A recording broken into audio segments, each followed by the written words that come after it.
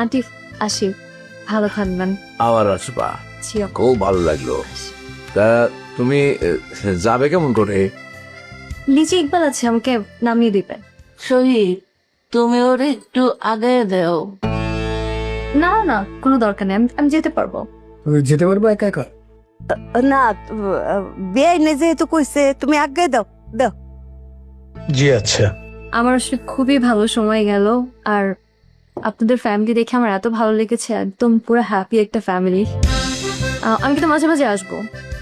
নামি আপনি যখন মন চাবে ডিরেক্ট চলে আসবে।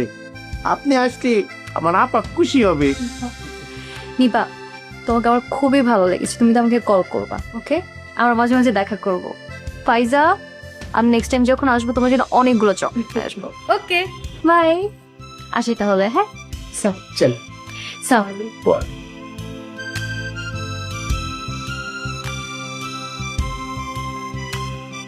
বিয়াই, আপনার কি আক্কেল জ্ঞান কোনোদিন হইতো না? একটা জোয়ান সমস্ত মাইয়া তারে কইলেন শহীদ আজ্ঞাই দিত কে রে? এটা লই তো ঝামেলা।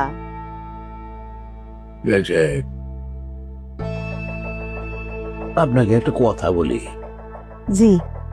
ধরেন কারো বাড়িতে কেউ মেহমান হিসেবে আসলে তাকে আগায় দেওয়াটা হলো একটা শিষ্টাচার, এটা হলো ভদ্রতা।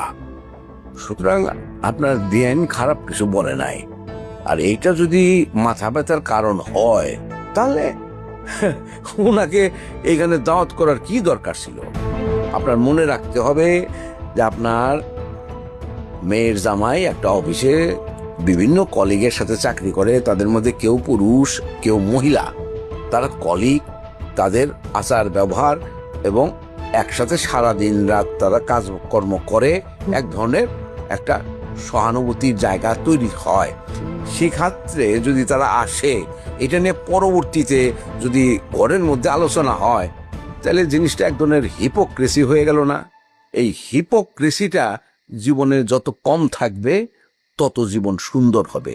সুতরাং একটা মেয়ে আসছে, তাকে রাতের বেলায় যদি একটু আগায় দেওয়া হয়, এটা তো আমার মনে হয় না যে কোনো অনৈতিক কাজের মধ্যে এটা পড়ে গেল। কথাটা মনে রাখবেন, বিয়াই, কিছু মনে করে। আপনি কি শিওর যে এটা অনৈতিক না?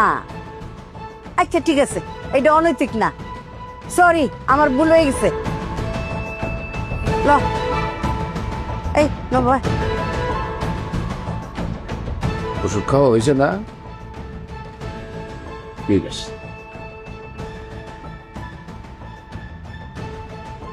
পানি গ্লাস